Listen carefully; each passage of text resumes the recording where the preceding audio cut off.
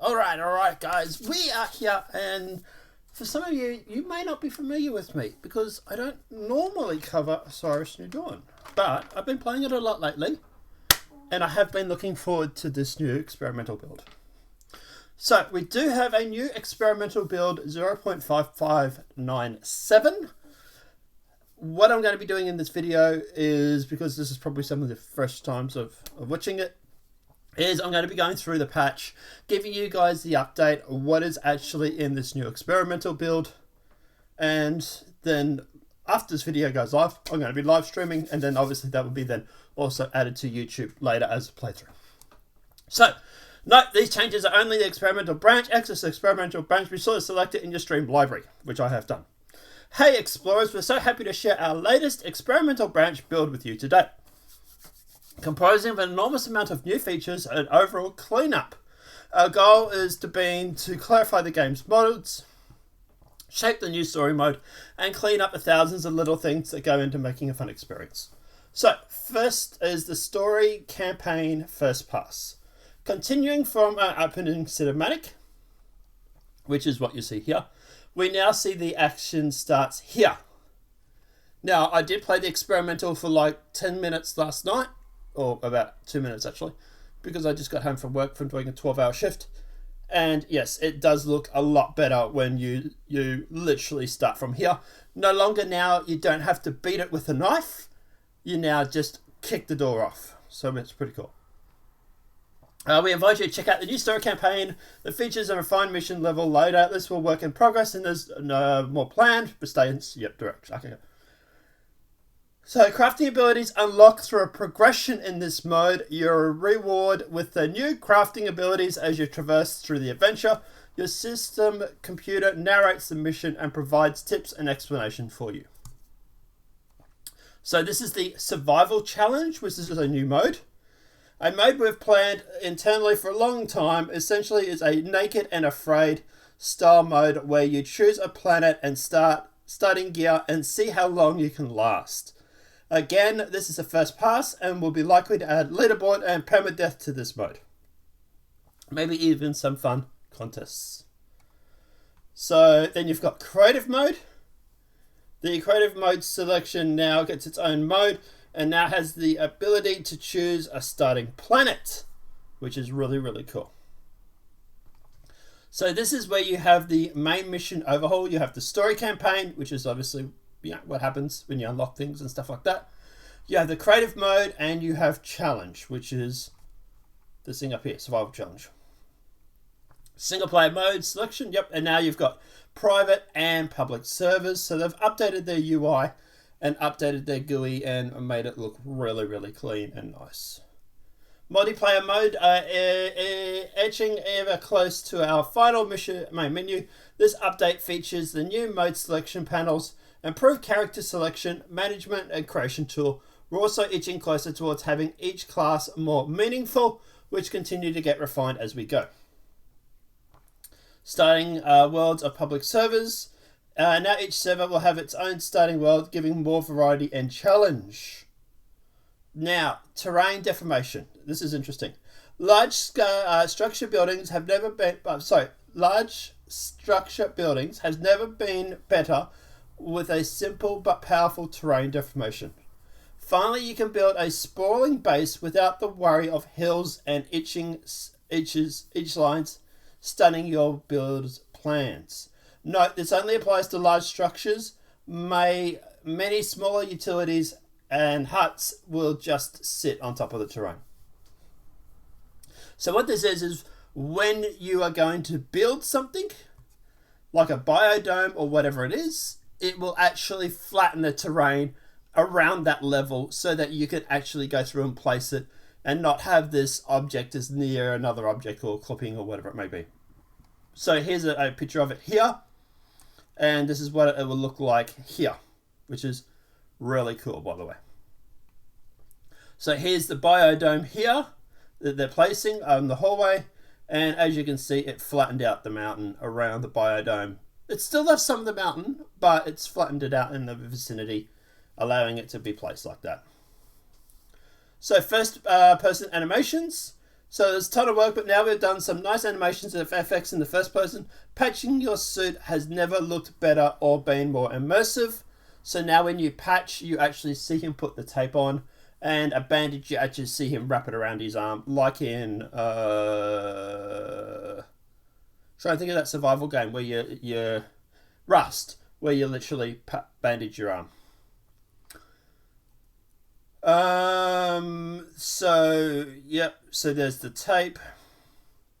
Third person animations, building, crafting, eating, healing, and gathering liquids now can be fully displayed through a beautiful animation in SFX. So water interaction, this is interesting. Step through and splash in the bodies of liquid. Creatures act in the liquid too. So it'd be interesting to see what happens with that. Planet interaction. Walking through planets now has animation and sound, giving more immersion to the experience. This is something I'm naturally interested in. More map features. So by popular demand, we added the filtering ability to allow for searching for mineral type by types. Also, type that is now listed by hardness instead of density for better aligning with your capabilities. Right, so I don't know what they mean. Yeah, type is now listed by hardness instead of density. Okay, all right, cool. Oh, yeah, so it will actually, yeah, okay, so if we go to open new window, you can see it's actually sorted in order of hardness. There we go. So 6.57, 7.58, and 8.510. Right, also liquid gases, but we'll get to that in a sec.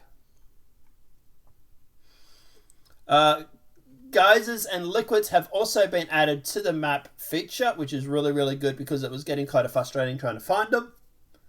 So that is there now. Like, for example, hydrogen is up there. Oxygen is down there. Chlorine is over there, sort of thing. Right, so sound mastering. A lot of work went into cleaning up all the beeps and chimes in the UI, making the sound more balanced and focused on the real world sounds for immersion as opposed to sci-fi beeps and buzzers. I wonder if they've gone through and adjusted the wind as well, because the wind was on a standard track and it wasn't controlled by the weather slider on your settings. So hopefully they fixed that. If not, I'll have to let them know. Build goal management. A hotly requested feature, and you can now add to your build goal to create an overall shopping list. So that's pretty cool. I was looking for that actually. Thousands of minor tweaks, too much to list, but we're sure you'll notice as you play through the experience, just hundreds and hundreds of tiny adjustments in the dialing of the final polish. So I'm not sure what's the difference there, but yeah. So known issues to do. Right, creatures and drones updates were left out of this update and will be the primary focus after this branch goes to main. Crab larvae has gotten the most attention and is the leading quality bar for the other creatures. Space travel and the spaceships will be getting another pass soon. Currently the ship's ramp, sounds, and FX and the spaceship control and landing gear will be improved. Okay. Most of the balancing and level design has gone into the Protoss worlds. Azil, Lazero, and Zer will be getting more attention in the next round. Okay. Power distribution is not yet saving connections. Okay. Mild and late game tools, weapons, and structures will be getting the same round of polish in the early game objects received for the next update. Building goals is not yet incremented by type. We'll almost go to solve this by running out of time. Suit upgrades need work and will be addressed for the next release. Radar maps will be getting a final background soon as they're currently not accurate. Locations is untested in this build and is possibly a mess. We'll do a full and clean localization pass prior to early release. So there is a list of things that they've changed. It's not much, but we'll go through it. So they've added missions to the modes except for creative. Crab larvae sounds have been added. They've added sound pass on utilities. They've added sound pass on airlocks. The terrain deformation has been added. Sound pass on players' movement. Sound pass on player voice sounds. Sound pass on in-game UI. Sound pass on main menu UI. The added, they've additive build goals. They've added, it should just be. But anyway, third-person animations, first-person animations, water interactions, missions get oxygen from pods. Okay. System computer voices to mission, planet interaction, gas and geysers added to maps. Sorry.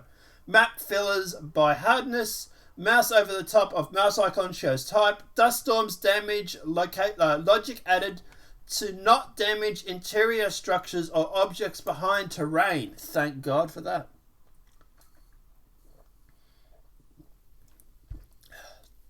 That was something that I was talking about, I think, in the Discord, where I said if you're inside a building, it shouldn't damage it. So I think that's how it works.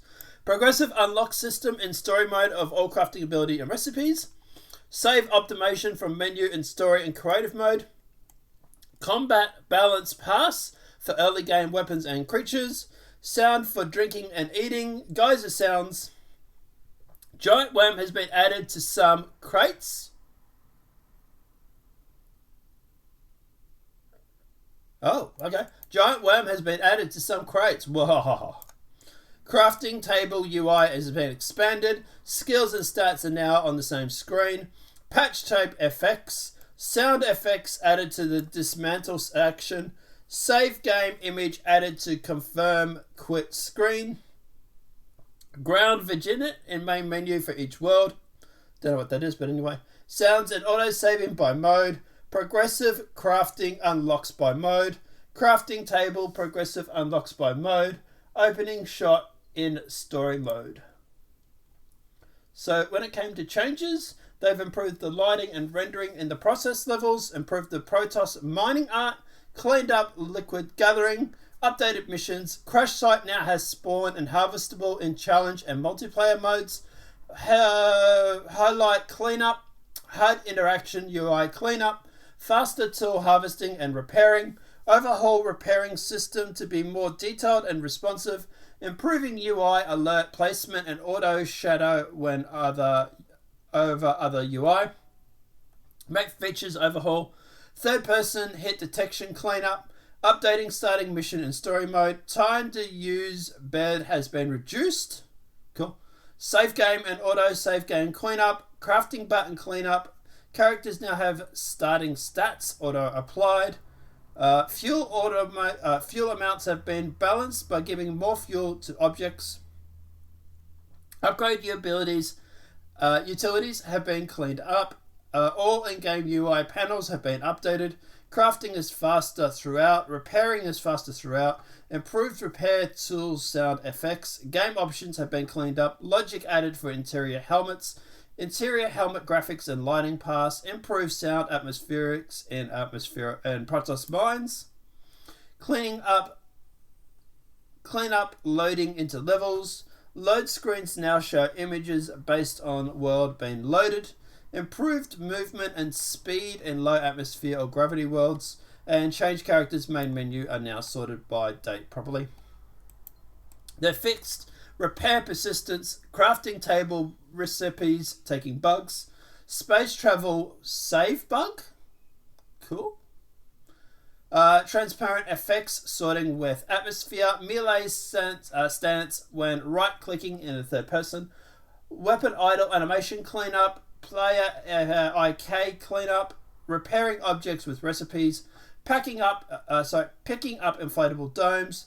Crafting table button now refreshes properly. Mines, minerals and plants anchor in process level. Wrong attachments show in main menu.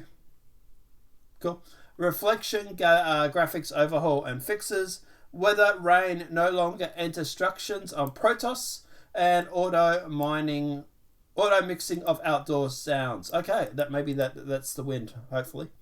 Removed established shot in multiplayer modes. They've removed the cinematic in all modes except for story, and they've removed solar panels showing range no longer needed because it's going to go through the power mode thing.